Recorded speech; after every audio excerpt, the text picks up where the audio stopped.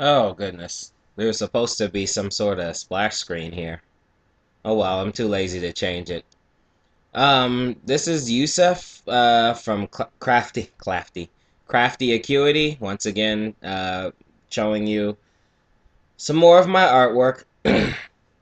This is artwork from the anime series Air Gear, which is also a comic book. So I've been reading the comic book after I watched the TV show because apparently, even though you can get 5 stars on Netflix or something like that, nobody will continue the TV show that you started to like. So when I started reading the comic books, and it's pretty cute. It's about this character that well, it's about these things called air gear that people rollerblade around, but there's little engines inside the rollerblades which make you fly around and stuff like that. I mean, you basically can skate with the superhuman skill and go very quickly.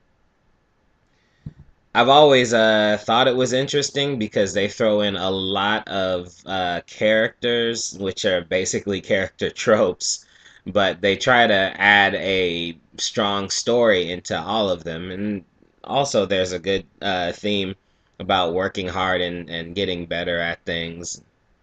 Even if you're a natural like Ikki, who is being drawn on the left, you still have to practice an insane amount of time to realize your general genius, I guess it's called. I used to really love anime, like a lot of people who are speed painting nowadays, but I had to stop watching anime as much because number one, once you draw too much anime, you start to lose your ability to draw people faces, because anime is pretty strict on how you color people's faces. It gets, you don't have much room to play with and still make it anime.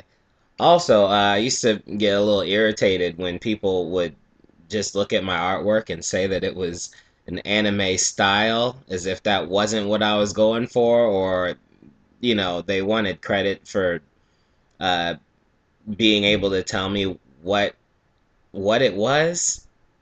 Anyway, I always thought that was really silly. You hand somebody some stuff and they say, "Oh, they look through all your stuff," and then instead of telling you if it's good or not, they just say, "Oh, your style seems to be like anime," and it's like, yeah, really, what tipped you off? The fact that everybody's eyes are abnormally large, or the hair? I don't know.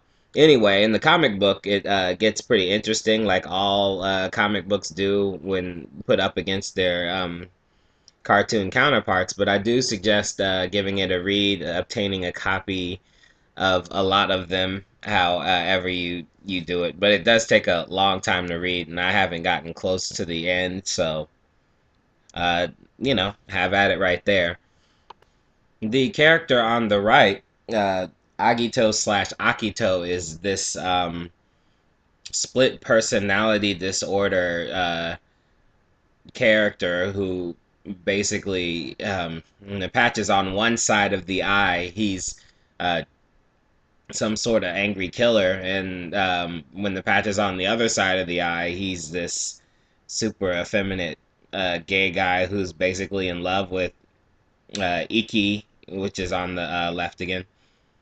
I often think it's interesting because in Japanese anime, the idea of being a gay warrior shows up a lot in video games and in TV shows and things like that, in which they'll just be like, this guy is really effeminate, and he's like the second to last bad guy, like 300, the movie, or I don't know. There's a lot of times it happens. Ninja Scroll is one of the first times I saw that where they showed the person was gay, and you're supposed to be like, oh man, he's gay, but then the way they set it out to be like, oh yeah, he's completely gay and didn't leave anything to the imagination. You couldn't even be offended at that point. You're just like, oh, okay.